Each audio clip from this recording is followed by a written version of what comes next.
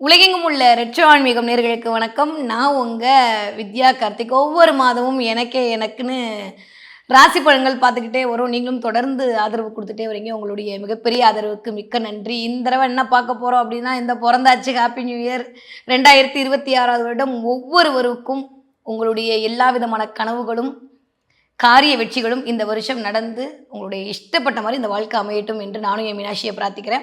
சரி வாங்க, இப்போ நம்ம என்ன பார்க்க போறோம்னா, ஜனவரி மாதம் 2026 வருடம் ஒவ்வொரு ராசிக்காரர்களுக்கும் எப்படியெல்லாம் இருக்க போகுது, கிரகங்கள் என்னவெல்லாம் இயக்க போகிறாங்க. ஆல்மோஸ்ட் நிறைய நியூ இயர் ராசி பலன் பார்த்தாச்சு. ஓப்பன் பண்ணாலே அது மட்டும்தான் வருது. இல்லை கடுப்பார அளவுக்கு ஓப்பன் பண்ணாலே நான் முதற்கொண்டு எல்லாரும் இந்த வருஷம் இப்படி இருக்கும், இந்த வருஷம் எப்படி இருக்கும், அதெல்லாம் ஓகே. ஸோ ரொம்ப ஸ்பெசிஃபிக்காக இந்த மாதம் எப்படி இருக்க போகுது, ஒவ்வொரு மாதம் எப்படி இருக்க போகுது, நான் என்ன தான் பார்க்க போகிறேன். நம்ம ரொம்ப ஈகராக இந்த மாதம் என்ன பண்ண போகிறோம், பிரபஞ்சம் நம்மளுக்கு என்ன மாதிரியான செய்திகள்லாம் சொல்ல போகுது, இந்த மாதம் நான் அது வாங்க வேணாம் இது வாங்க வேணாம், என்னுடைய கனவுகள் இந்த மாதத்திலிருந்தே நிறைவேறுவதற்கான ஒரு பாதையை இந்த கிரகங்கள் கொடுத்து விடுமா அப்படின்ற ஆர்வத்தோடு இந்த மாதம் இனிதே மலர காத்திருக்கிறது. அப்படிப்பட்ட இந்த ஜனவரி மாதம் முதல்ல கிரகநிலை எப்படி இருக்குன்னு பார்த்துடலாம். சரி வாங்க பார்ப்போம். ஆல்மோஸ்ட் இந்த வருஷம் நிறைய பயிற்சிகள்லாம் இருக்குது. அதை தாண்டி இந்த மாதம் நான் போனதுலேயே சொன்னேன், 4 கிரகம் ஒரு இடத்துல உட்காந்து எப்படி இந்த வித்யாவை பலன் சொல்ல வைக்கலான்ற மாதிரி இருந்துச்சுன்னா, இப்போ எகைன் திரும்ப அதே மாதிரி 4 கிரகத்தோட சேர்க்கை. கிட்டத்தட்ட இந்த ஜனவரி 1ஆம் தேதி ஆரம்பிக்கும் போது ரிஷபம் அப்படின்ற வீட்டிலிருந்து சந்திரன் தன்னுடைய பயணத்தை இனிதே துவங்க ஆரம்பித்திருக்கிறார். ஓகே, அஸ்யூஷுவல் எப்பயும் போல கேது 5ஆம் இடத்திலும், காலபுருஷன் 5ஆம் வீடான சிம்மத்திலும், ராகு 11ஆம் வீடான கும்பத்திலும் தன்னுடைய சஞ்சாரத்தை நிகழ்த்து கொண்டிருக்கிறார். இது வரைக்கும் வக்ரசனியாக இருந்த சனி வக்ர நிவர்த்தி அடைந்து போன மாசமே ஒரு அளவுக்கு ஸ்டேபிள் ஆயிட்டாரு. எகெயின் 12ஆம் வீடான மீனத்திலிருந்து சனி இப்போ தன்னுடைய பயணத்தை ஆரம்பித்திருக்கிறார். Okay, comeback. எகெயின் திரும்ப இப்படி வந்தோம் அப்படின்னா 1 2 3 4 மாதிரி 4 லட்டு திங்க ஆசைன்ற மாதிரி 9ஆம் இடமான காலபுருஷனுக்கு தனுசு வீட்டில் கிட்டத்தட்ட 4 கிரகங்களுடைய சேர்க்கை.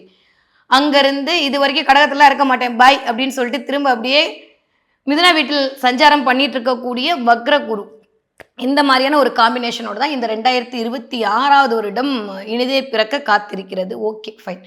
இல்லை என்ன ஒரு மோர் தென் ஸ்பெஷலான ஒரு விஷயம் அப்படின்னா, எப்பயுமே இந்த சூரியன், சுக்கிரன், புதன், செவ்வாய் இந்த நாளும் தான் ஒரு மனிதன் தன்னுடைய வாழ்வியலை உய்விப்பதற்காக உருவாக்கப்பட்ட கிரக சஞ்சாரம் அப்படிதான் நான் சொல்லுவேன்.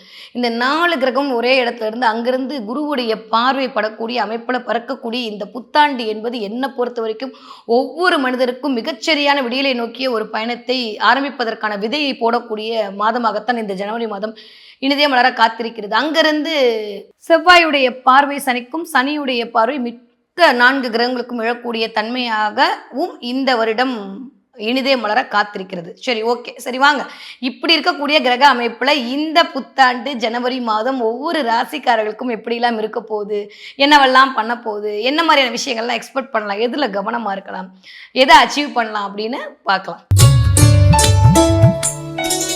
தன்னுடைய விடாமுயற்சியால் விஸ்வரூபம் கெடுக்க காத்து கொண்டிருக்கும் என் மனதிற்கு பிடித்த மேஷ ராசினியர்களுக்கு எப்படி இருக்க போது இந்த 2026 வருட ஜனவரி மாதம் அப்படின்னா ஃபென்டாஸ்டிக்காக இருக்க போகுது. ஆரம்பிக்கும் போதே 9ஆம் இடம் என்று சொல்லக்கூடிய பாக்யஸ்தானத்தில் கிட்டத்தட்ட 4 கிரகங்களுடைய சேர்க்கை, 10க்கு பாக்கியத்தை தரக்கூடிய குருவோட பார்வையோட இருக்கக்கூடிய அமைப்புல இந்த நியூ இயர் இனிதே பிறக்கிறது. ஓகே, அதாவது ஒவ்வொரு மாதமும் நான் சொல்லுவேன் 2 விதமான பலாபலன்கள் எல்லா ராசிக்காரர்களுக்குமே வரும். எதை அடிப்படையில், சூரியன் அடிப்படையாக வைத்து. அதே மாதிரி இந்த தடவை ஆரம்பிக்கும் போது நான் ஆல்ரெடி சொன்ன கிரகநிலையோடு மேஷராசிக்கு அப்படியே பொருந்தும். ஏன்னா அதுதான் காலபுருஷனுடைய முதல் ராசி மண்டலம், ராசி வீடு. அதனால அது அப்படியே பொருந்தக்கூடிய தன்மையாகத்தான் இருக்க போகிறது.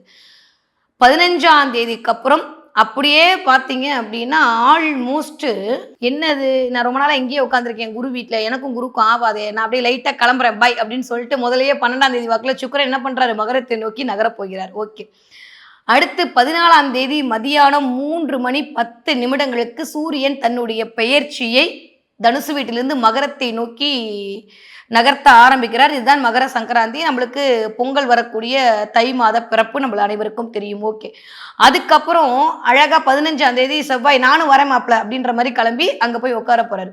17ஆம் தேதி எகெயின் புதன் கம்பேக் கொடுத்து மகரத்தில் போய் உட்கார போறார். இது வரைக்கும் முதல் ஒரு 15 நாட்கள் 4 கிரகத்தோட சேர்க்கை 9ஆம் இடத்துல.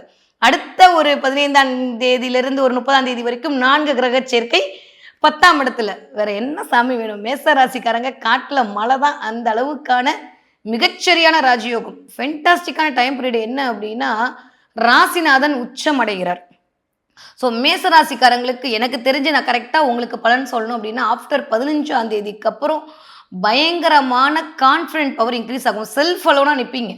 ராசிநாதன் உச்சமடைஞ்சிருக்கும் போது இதுவரைக்கும் இல்லாத அளவுக்கு தைரியம், தன்னம்பிக்கை, கீர்த்தி, புகழ், சொல்வாக்கு எல்லாம் மேஷராசிக்காரர்களை நோக்கி இந்தான்னு வர ஆரம்பிக்கும். ஓகே, முதல் 15 நாட்கள் ஆல்மோஸ்ட் உங்களுடைய கனவுகளுக்கான திட்டங்களை போடுவீங்க. ஆரம்பிக்கும் போது எனக்கு தெரிஞ்சு 31ஆம் தேதியே நிறைய மேஷராசிக்காரங்க இந்த தடவை நியூ இயருக்கான ஒரு ரெசல்யூஷன் எடுத்துடுவீங்க. நான் இதெல்லாம் பண்ணணும் அதெல்லாம் பண்ணணும்னு சொல்லிட்டு நிறைய மேஷராசிக்காரங்க இந்த வெயிட் லாஸ் பண்ணுன்றதே ஒரு முக்கிய குறிக்கோளாக இன்ட்டு போட்டு வச்சிருப்பீங்க.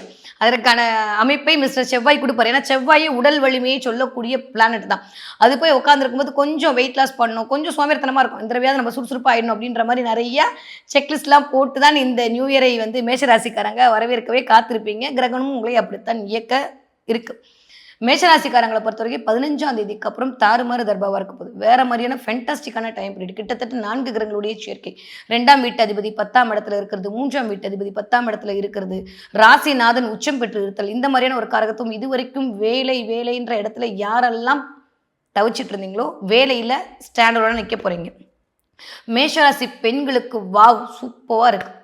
ஹெல்த் வைஸா, மணி வைஸா, யாரெல்லாம் பிரச்சனையை ஃபேஸ் பண்ணீங்களோ அத்தனை பேருக்கும் ஒரு நிவர்த்தி கிடைக்க போகிறது. மேஷராசிக்காரங்களுக்கு ஆரம்பிக்கும் போது எல்லா கிரகங்களுடைய பிளெஸ்ஸிங்கோட இந்த தடவை ஆரம்பிக்கிறது அப்படின்றதே இதுவரைக்கும் பட்ட கஷ்டத்திலிருந்து, இதுவரைக்கும் பட்ட ஒரு மனவேதனையிலிருந்து வெளியில் வரக்கூடிய தன்மையை கொடுக்கும். ஏன்னா யூஸ்வலி இந்த முதல் ஒரு 15 நாட்கள் எதில் கவனமாக இருக்கணும் அப்படின்னா டக்குன்னு சில விஷயம் எடுக்கிறீங்களா, அதில் கவனமாக இருங்க. இந்த 15ஆம் தேதிக்கு அப்புறம் நிஜமாக சொல்கிறேன், ராசிநாதன் உச்சமடையும் போது செவ்வாயுடைய காரகத்துவமே எதை பற்றியுமே யோசிக்காமல் ஸ்பீடாக இறங்கிட்டு அதுக்கப்புறம் யோசிக்கிறது. எது வந்தாலும் பார்த்துக்கலான்ற ஒரு குருட்டுத்தனமான தைரியத்தையும் ஒரு அசாதாரண நம்பிக்கையும் கொடுக்கும். அந்த இடத்துல மட்டும் கொஞ்சம் ரொம்பவே கவனமாக இருக்கணும் மேஷராசிக்காரங்க. எல்லாமே நல்லதாக நடக்க போகுது. ஆனால் நம்ம எப்படி ஓடுறோம் அப்படின்றது முக்கியம். ரொம்ப ஓடுறதுலாம் முக்கியம் இல்லைங்க. பார்த்து நிதானமாக கடைசி வரைக்கும் போய் தொடர்றவங்க தான் மாரத்தானில் ஜெயிக்க முடியும். ஏன்னா வாழ்க்கைன்றது மாரத்தான் பயணம் மாதிரி. அதில் வந்து கொஞ்சம் நிதானமே பிரதானம் தேவைப்படுது. அது கண்டிப்பாக இந்த தடவை மேஷராசிக்காரர்களுக்கு நிறைய தேவைப்படுது. நிறைய பேருக்கு இந்த தடவை வந்து தொழில் முனைவோருக்கான ஆவதற்கான வாய்ப்புகள் கூடி வருது. நிறைய பேர் ஆன்மீகத்தோடு கனெக்ட் ஆவீங்க. இது வரைக்கும் இல்லாத அளவுக்கு உங்களுக்கான மதிப்பு மரியாதை அங்கீகரிக்கும். 9ஆம் இடம் பாக்கியஸ்தானத்தில் பாக்கியநாதனோட பார்வையில் இருக்கக்கூடிய அமைப்போட ஆரம்பிக்கக்கூடிய இந்த மேஷராசிக்காரர்களுக்கு எழுதி வச்சுக்கோங்க, 1ஆம் தேதியிலேருந்து 10ஆம் தேதிக்குள்ளே அவார்டு கிடைக்கும். நிறைய பேருக்கு உங்களுக்கான ஒரு ரெகக்னேஷன் கிடைக்கும். நீங்கள் சாதாரண ஒரு ஆளாக இருப்பீங்க, ஆனால் அந்த இடத்துல நீங்கள் ஒரு பெரிய ஆளாக இருப்பீங்க. முக்கிய புள்ளியாக மாறக்கூடிய தன்மை எல்லாம் கிடைக்கக்கூடிய அமைப்பாக இருக்குது. கொஞ்சம் உடல்நிலையில் மிகுந்த கவனம் தேவை. செவ்வாய் புதனுடைய காம்பினேஷன் நிறைய வந்து ஹீட்டை ப்ரொடியூஸ் பண்ணும். அதே மாதிரி நிறைய கோல்டு, சளி, ஃபீவர் இது வர்றதுக்கான வாய்ப்புகளை உருவாக்கி கொடுக்கும். த்ரோட்டில் ஒரு பிரச்சனையை கொடுக்கும். ஸோ இந்த மாதம் இதை மட்டும் கவனமாக பார்த்து கொள்ள வேண்டிய அமைப்பாக தான் இருக்குது. சரி, கூட்டி கழித்து பார்த்தா மேஷராசிக்காரர்களுக்கு டக்குன்னு இந்த ஜனவரி மாதம் எண்ணியதெல்லாம் நிறைவேற போகுது. 10ஆம் இடத்துல இதுவரைக்கும் தொழில் ஸ்தானத்தில் போய் ராசிநாதன் உச்சம் அடைஞ்சிருக்காரு. இந்த ஒரே ஒரு விஷயம் போதும் மற்ற எல்லா விஷயத்தையும் தவிடுபடியாக்குறது. இது வரைக்கும் வேலை அப்படின்ற இடத்துல யாரெல்லாம் வருத்தப்பட்டு இருந்தீங்களோ, வேலை அப்படின்ற இடத்துல யாரெல்லாம் வந்து சாட்டிஸ்ஃபேக்ஷன் இல்லாமல் இருந்தீங்களோ, வேலை அப்படின்ற இடத்துல தண்ணீரை வடையாமல் இருந்தீங்களோ, அதெல்லாம் மாறி டக்குன்னு பம்பரமாக இயங்குவதற்கான வாய்ப்புகள் இந்த தடவை உங்களை நோக்கி வரும். பெண்களாக இருந்தால் கூட மேஷராசி பெண்கள் இந்த தடவை ஒரு அமோக வெற்றி. வீட்டில் இருந்தாலும் உங்களுக்கான மதிப்பு மரியாதை உயரும். ஏதாவது ஒரு தொழில் செய்வோமா, வீட்டில இருந்து சில விஷயம் பண்ணுவோமான்ற மாதிரி உங்களோட தாட் ப்ராசஸ் வரும். அதன் மூலமாக உங்களுக்கான அடையாளமும் உங்களுக்கான அங்கீகாரமும் கிடைக்கும். இதெல்லாம் தாண்டி 12ஆம் இடத்துல சனி விரயத்தில் இருக்காரு. அதனால கொஞ்சம் சுப விரயங்கள் நடப்பதற்கான வாய்ப்புகளும் இருக்கு.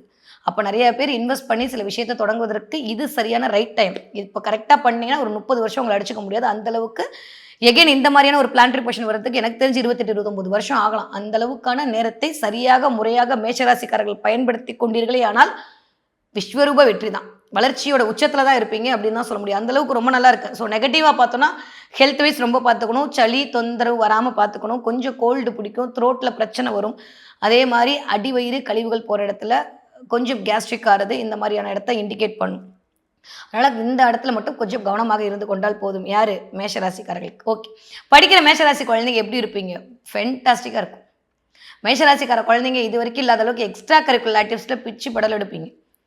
போதுண்டா சாமின்னு சொல்கிற அளவுக்கு பிள்ளைங்க ஸ்போர்ட்ஸில் அப்படியே ஒரு பிரம்மாண்டத்தை காட்டுவாங்க. இயல்பாகவே மேஷராசி ஸ்போர்ட்ஸில் அப்படியே ஒரு மாதிரி இருப்பாங்க. அதுவும் இந்த தடவை செவ்வாய் வேற உச்சமா இருக்காதுன்ற போது நிறைய பேர் நிறைய மேஷராசி குழந்தைங்க உங்களுடைய உடல் வலிமையும் மன வலிமையும் அதிகரிக்கும். கான்ஃபிடன்ட் பவர் இன்க்ரீஸ் ஆகும். இது வரைக்கும் படிக்காத பிள்ளைங்க கூட கான்ஃபிடென்ட்டாக உட்காந்து படிக்கிறதுக்கான வாய்ப்பை உருவாக்கி கொடுக்கும். அதனால பெருசாக ஒன்றும் பெற்றோர்கள் கவலைப்படும். மேஷராசிக்கார பிள்ளைங்க சூப்பராக படிக்க போகிறாங்க, எதை பற்றியுமே ஒரி பண்ண வேணாம்.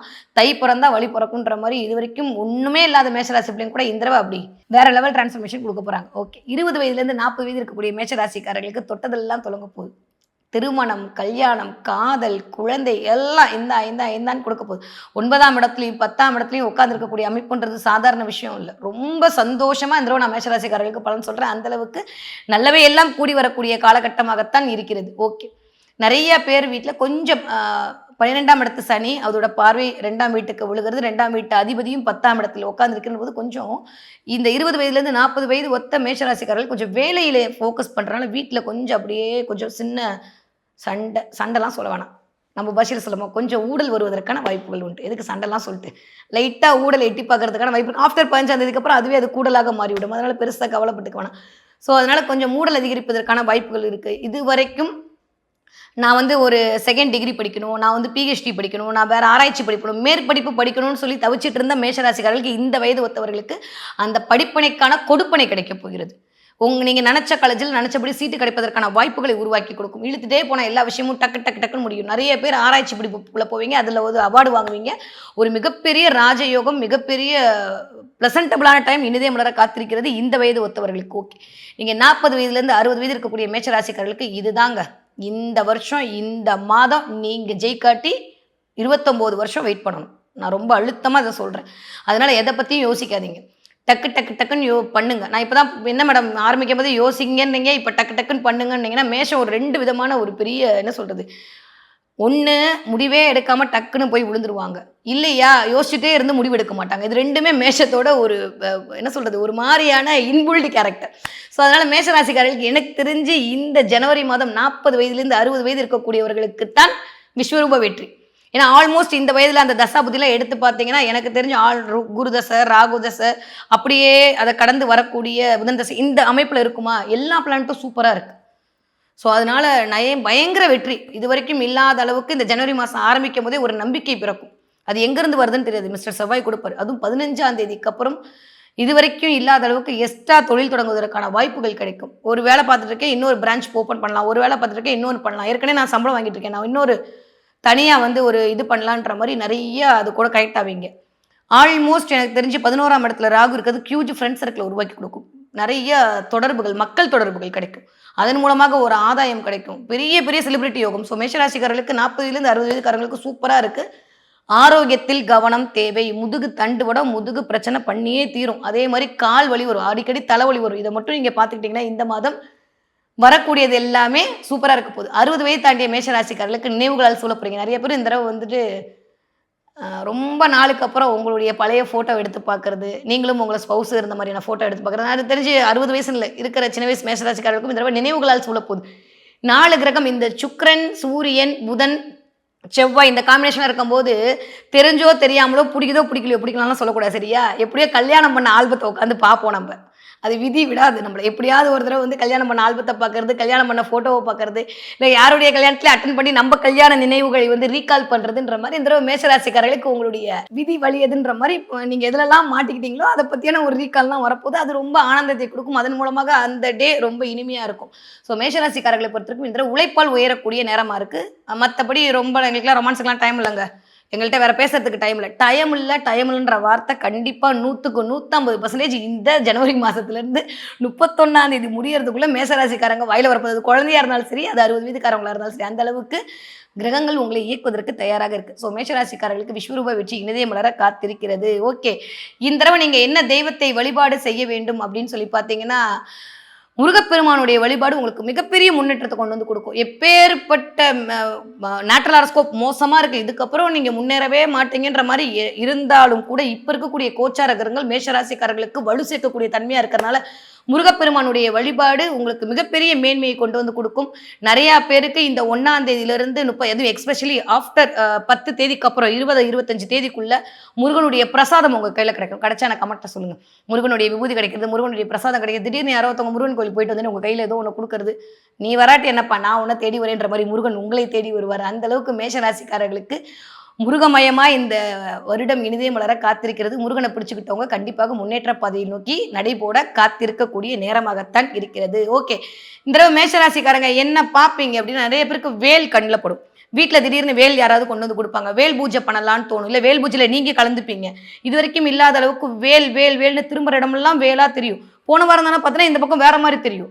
யூடியூப்பை திறந்தாலே வேல் வரும். அப்போ என்ன அர்த்தம் அப்படின்னா, எப்படி அந்த வேல் கெட்டதெல்லாம் அழிக்கிறதுக்கு ரெடியாக இருக்கும். இது வரைக்கும் உங்களுக்கான நெகட்டிவான டைம் பீரியடை அழிக்க நான் இருக்கேன், என் வேல் போதுன்னு சொல்லக்கூடிய சமிக்கைகளாக பிரபஞ்சம் உங்களுக்கு வேலை காட்டும்.